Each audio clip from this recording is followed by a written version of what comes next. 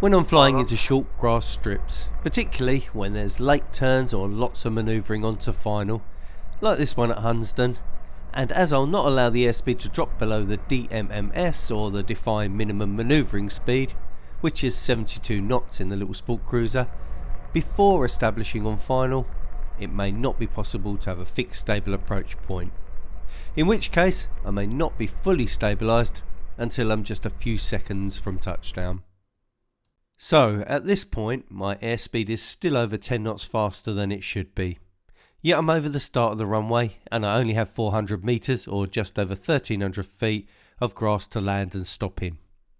I need to dissipate that energy, and the only way I can do it within the remaining runway length is to fly the aircraft onto the surface. But remember, because my airspeed is still above my stall speed, the aircraft will want to get airborne again.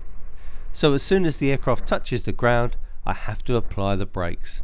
But as the surface is quite rough, any undulations will send me back up again. Not the best landing, Terry.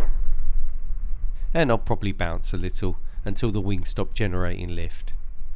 There's no way this will ever be a smooth landing, and it's why my landings in situations like this look so bad. However, when the conditions are right, even I can pull off a greaser of a landing, and it's all down to the advice I received as a student, and that is, whatever you do, don't land.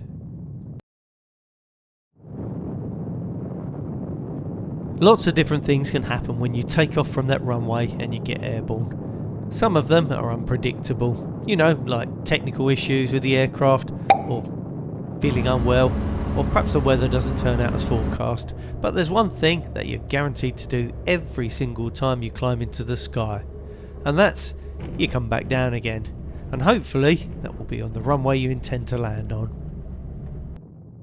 However, landing can also have its unpredictabilities.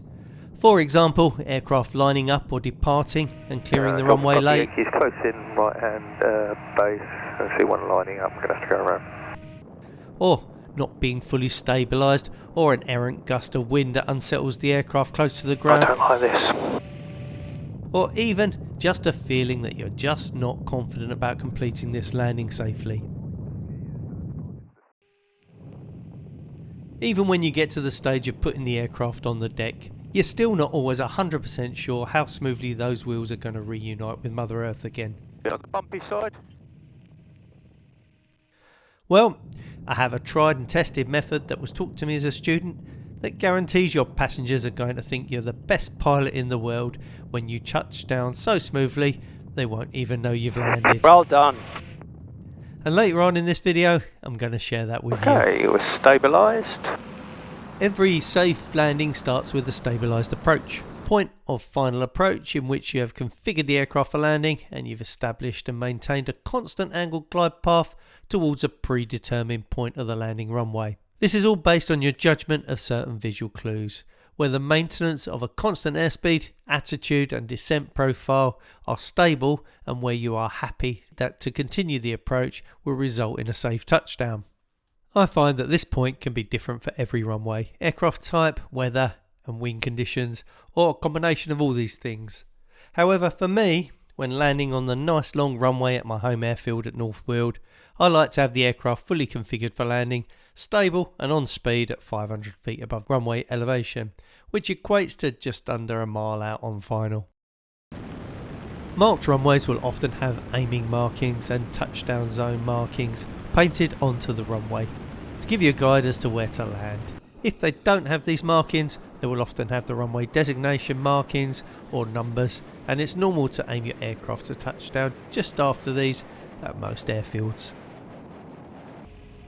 When I'm landing on short unmarked grass strips, there are no markings to help me to aim, so I try to get the wheels onto the deck as close to the start of the strip as possible, as I don't want to be floating down the grass, using up the limited runway length.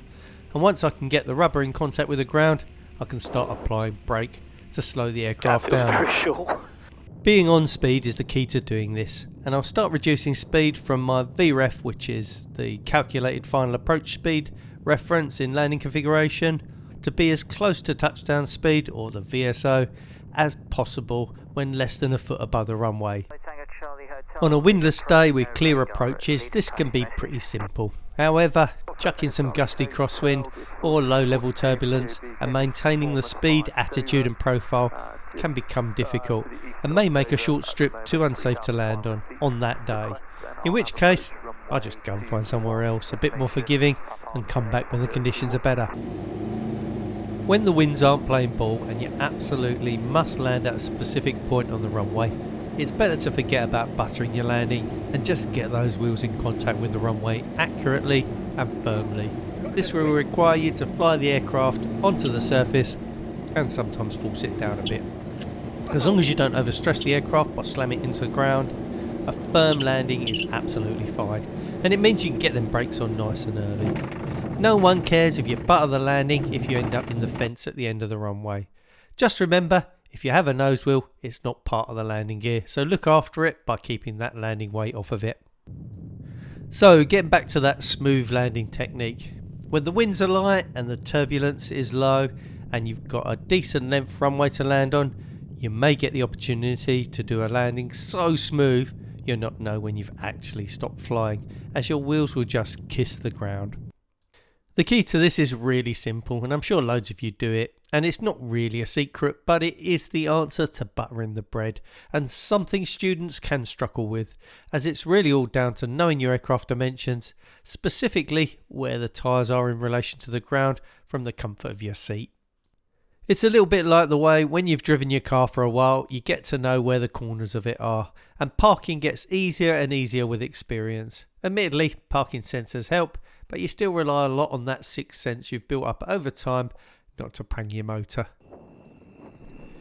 Once you get the feel for the aircraft, all you need to do is just fly the approach as normal, making sure you're at the correct speed and configuration and stable.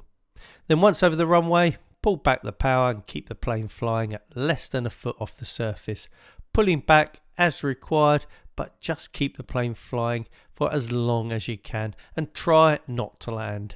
If it all comes together, you will hardly feel the wheels touch the ground. Let's take a look at some landings where I've tried to demonstrate this technique on the long runway at Northwood. So we're setting up now for, we're on right base. Northwood Radio, Golf November, Uniform Lima Alpha. And this is going to be a standard touch and go. Northwood Radio, perfect. So we'll get it in flap limiting speed. Where is the fixing microlight? Hunston to Willingale, currently just south of Harlow. Request any traffic information, please. So we're on 20 right and 1007, currently one in the circuit on base. So we'll keep a lookout, be overhead 1,400 feet, Golf Lima Alpha, I'll be in about 2 minutes.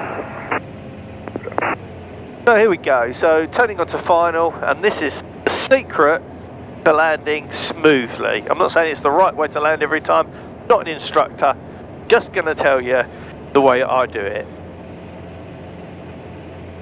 Golf Papa Yankee, final 20, touch and go. Papa Yankee, Roger, 2906 knots. Golf Papa Yankee. Okay, so we're nicely set up on final, good stable approach. Very slight wind from the right, nothing much. Oh, in fact, it's a bit of a tailwind now. So we're at our 60 knots, we're coming over the fence now, so we're going to reduce our speed. And this is the key to landing smoothly. So we're bringing it down, but we're not going to land. We're going to fly until it won't fly anymore. That is what you're doing. Just keep flying, keep flying, keep flying, and there you go. Nice. Okay, just tidy her up.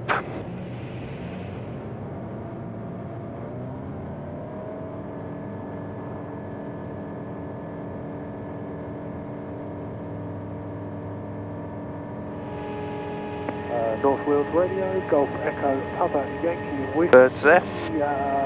So we'll do one more. Perhaps we'll do this one. Golf Echo, Papa Yankee, Whiskey, Northwood Radio. Flapless. 0 right hand, QNH 1007. Golf Papa Yankee, right hand midpoint downwind, runway 20 for touch and go. Papa Yankee, Roger. So yeah, setting it all up. The key is obviously the stabilised approach. You need to be stable. You don't want to do it when there's like, you just want to get it on the deck a lot of the times. But once you get it into that ground effect, that cushion of air as you're flying over the runway. If you've got lots of runway, then why not just keep it there? Just keep it there until it wants to land. Just fly the aeroplane, keep flying. So the key for landing as smoothly as possible is don't land. That's the key. That's the secret. That's what they used to tell me. Don't land. You're not going to land the aeroplane. You're just going to fly it until it won't fly anymore. But when it won't fly anymore, you need to be like that much off the ground. So yeah, anyway, that's the key. That's the way I was taught to land smoothly. So we'll do one more. This time I won't put the flaps down, and I'll just show you it doesn't really make any difference. The airspeed will be a bit higher as we land, and of course our touchdown speed will be a bit higher as well. So we're a lot faster now. Golf Puppy Yankee, final 20, touch and go.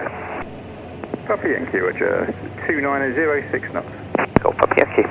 So it's a much flatter approach because we've got no flaps on, and it's fast. Whiskey, we're Alpha 4. Can we taxi down to the holding point 20? Just giving it little twitches of throttle as we come. Taxi down to Alpha 2. Down final. Wilco, As we're landing a little bit faster. November 93 Alpha Charlie is ready for departure. So keep flying, keep flying, keep flying, keep flying, keep flying, keep flying, keep flying, keep flying, keep. That's your touchdown.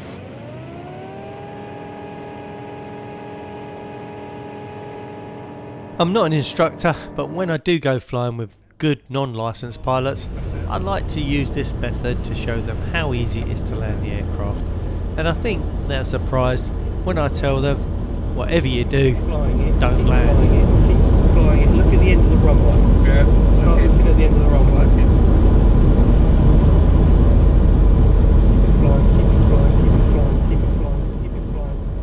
That greaser can sometimes be a bit elusive, but when it all comes together, there is no better feeling. This is not a training video, and I'm not an instructor. Thank you so much for watching. Fly safe, and Shortfield out.